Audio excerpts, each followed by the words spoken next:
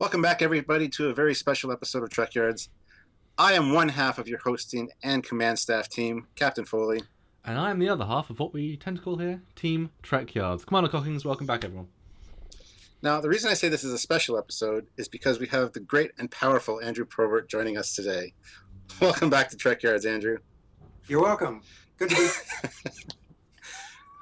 So today we're going to be discussing Gene Roddenberry's own rules for Starship design and his take on warp configurations and how those rules have influenced ships designed by Andrew.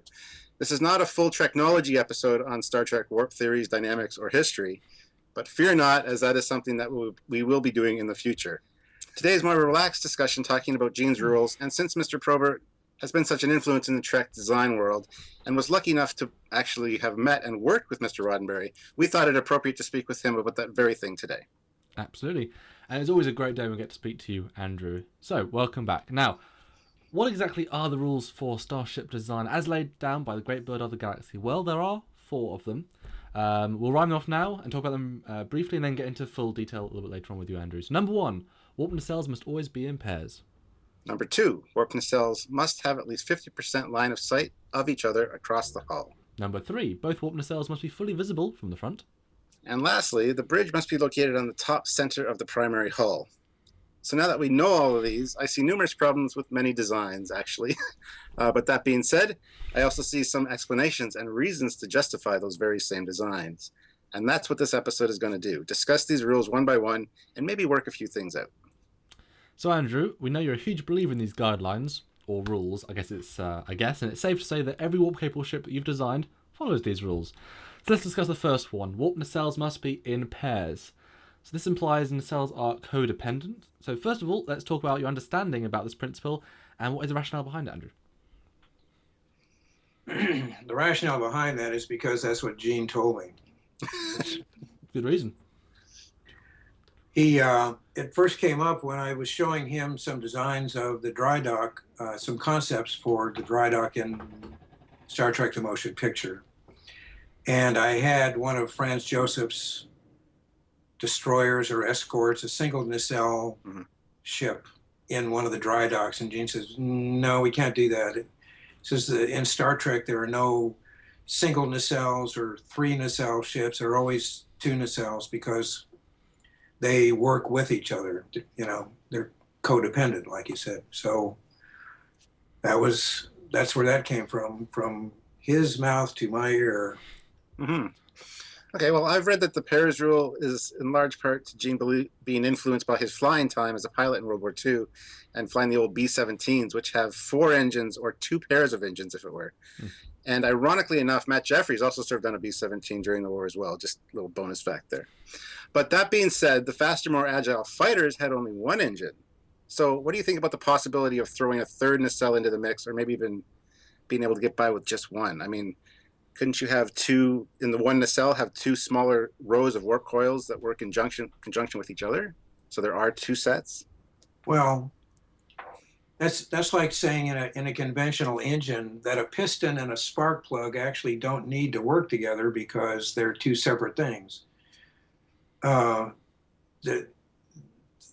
My take on what Gene was saying was that a warp field is actually created between the 2 engines. It's not like they're jet engines. And just to go back on World War II fighters, don't forget the P-38s, which were twin engines. Oh, I know, but the Mustangs and stuff killers are much more agile with just the 1 engine. So I was just trying to get that point. But anyway, I love P-38, so I had to get that in there. But and I love Mustangs, so I had to get that in there. Yeah, Mustangs are the planes. Those and Spitfires, of course, I thought were ruled the skies. But anyway, you have to also understand that props or even jets are power systems unto themselves. So they don't depend on each other. So it's not a matter of speed or agility or anything of that nature. It's a matter of a system, a warp system. And in Gene's world, a warp system consisted of 2 warp engines. Even in the TOS series, you'll notice that there's a notch on the inboard sides of those engines. And And I'm sort of back engineering those into being some kind of an emitter or interrelational design relationship. Now later on, we mentioned too. We will be mentioning that these rules were actually set by Gene after TOS was off the air, and kind of around the motion picture eras when these rules kind of came into existence. That's when I heard it. I didn't know Gene before that. Interestingly enough, in Star Trek: The Motion Picture, there was actually planned to be an energy field between the two engines. Yeah, I've seen some paintings that reflect that. In there. Yeah, and when I did the officers' lounge of Spock talking to Kirk, you can see that energy field behind them between the two warp engines.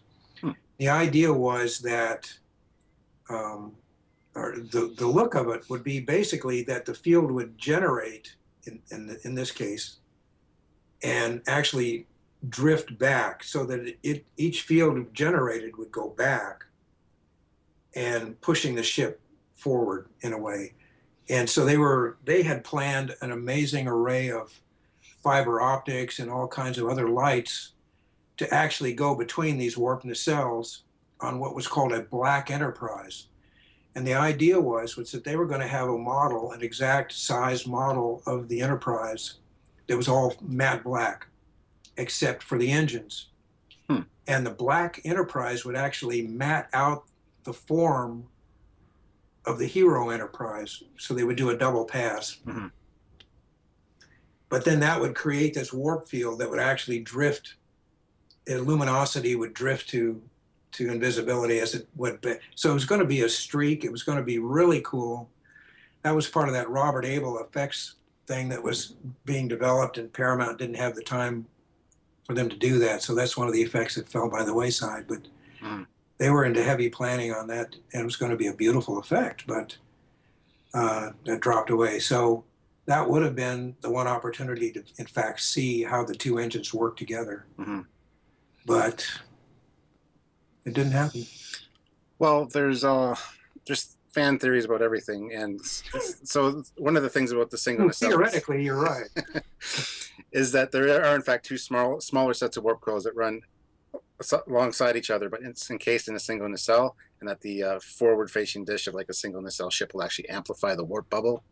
So it's a possibility. I'm just saying. And also for the 3 nacelle design, the Dreadnought, which is my favorite ship. Couldn't it be possible that the 3rd nacelle was on hot standby in case one actually malfunctioned, so they still have line of sight to the ones on the side? Or could it be that the 3rd one is actually helping to create a circular, a more stable warp bubble, perhaps? There's always possibilities, right? Or could it be that when Gene said there's no 3-engine ships, that's what he was talking about? But he said that after Franz Joseph did the design work for those. So which were authorized. Yeah, well, I don't know. I'm just trying to... I don't either. And, I can't look behind the thoughts that generate the words. So I don't know anything more than what he told me in person. Did he give any reasons, or just kind of these are the rules? Are you kidding? He's the bird of the galaxy. He doesn't need a reason.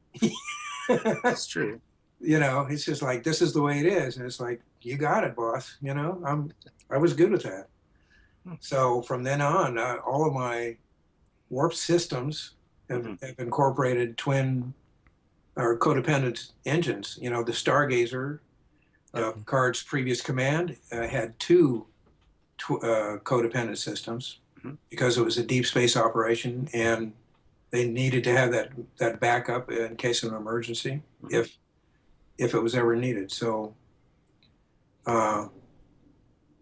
so that's why we gave them 4 engines instead of the normal 2. So that's interesting. So if it's one giant system that works combined to generate this field, then is the entire nacelle needed? Obviously, if one nacelle gets destroyed, the system's broken. But can you disable, or say if someone fires weapons and manages to cripple the first third of the engine, would that completely disable the system? Is there enough redundancy to generate a smaller field in the way you think of it to create that, or is the entire engine needed?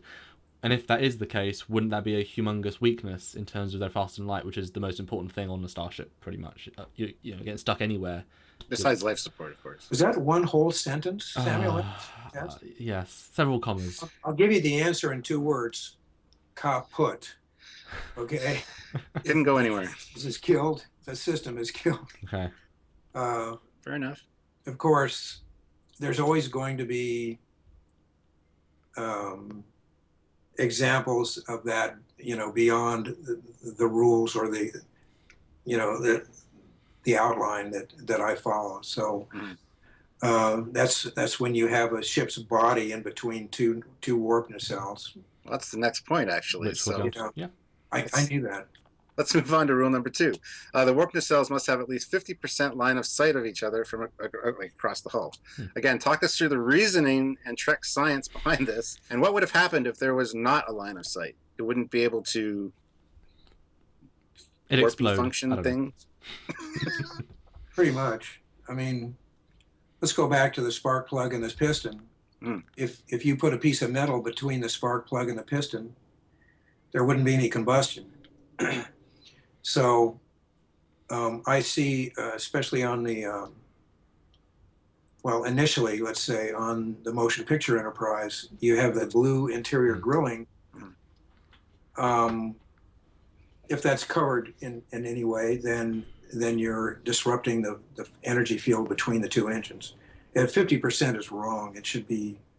I found that on multiple sources. Yeah, I don't know where that came from, but I'm saying, you know, it's those stories that start in one corner of the room, and as they go around the room, they change. Yeah. Why? So, what's your take on how much can be safely concealed or blocked?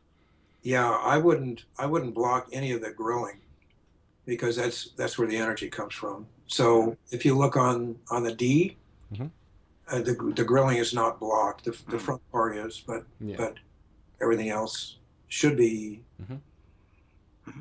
It should be inside. I don't have a direct side view of that ship. No, yeah, it absolutely is. So again, take this energy field as actual part of the Trek lore. Is it physical enough that, because we know there's shuttle bays at the back of the D, would you be able to fly through that field? Not in my world. Okay. But you wouldn't want to launch a shuttle at warp anyway, I would think. I'm sorry? That's a good point. Just launching a shuttle at warp just seems like a bad idea. Yeah. No, I wouldn't think so. Hey, I'm a risky flyer.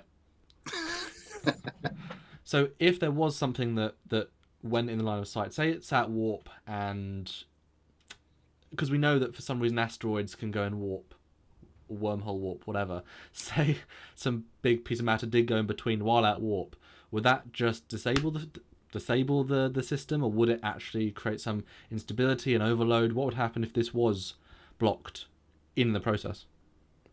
I think if something flew between the warp engines, then it would probably drop out of warp would be my assumption. It would cause a hiccup depending on how long it would stay there, you know. And my thinking is that the energy field would be particularly strong and either would dissolve it or kick it out of the way. It may not even be able to get into that field because of the energy created by that system. You know, that's why that one episode of Troy walking into that warp engine just makes me want to throw up, because there's no way that she would be in there while it was in warp. It's the most ridiculous episode I think I've ever filmed. And that is saying something. So that is an interesting safety measure, because obviously, from my point of view, having a system that you know is so dependent on itself that you know anything can go in between it. But I like the idea that it's such a powerful. I mean, you're bending space to some extent, so obviously that power must be humongous. So if something does go through it, it breaks the matter between it. So in fact, it's so strong that it can't. Although, you could just shoot the outside, I suppose. Is there any energy coming out of the other side? Obviously, you said the refit has those grills that project energy in between, whereas the D you've got exterior lighting elements. So why would they need to be there if there's only an energy system in between the two? Is there any energy coming out either side as like a venting system, or as? You'd have to ask Starfleet Engineering that question. But I heard there was It's, an Admiral Probert that- that designed for it years ago. That engine is based on the transwarp designs started by the Excelsior. Ah. So Interesting. it's a new system that I'm not all that familiar with. Well, we have That's- Starfleet engineers scheduled for next week. That's Good. interesting. We can maybe ask them. That's really Maybe you interesting. can wrench an answer out of them. So we already talked about how the warp grills on the nacelles must be facing each other and have that perfect line of sight. But do you think there is something that might be able to be done to re-engineer this system in the future to possibly explain canonical ships like the Defiant? Perhaps they have conduits that do just the same function, but in the hull, on the exterior of the hull, between the nacelles, something that, or even in the interior of the ship to help that process, to still create that warp bubble that you need after all that basic, piece. Nope. I did not design the Defiant. I did not design the Romulan scout ship. I didn't design all of those ships that have bodies that are between warp engines. I designed the Ferengi Marauder. Mm-hmm. I designed the Enterprise shuttlecraft, the one that they made a box out of. The Warbird. Mm-hmm. All of those have engines that can see each other. That is this week's Trekyards done and dusted. Next week we've got another great part. Yes, the continuation next week. Tune in. So 7 days and just click on that link. So we'll see you then. See you then, guys.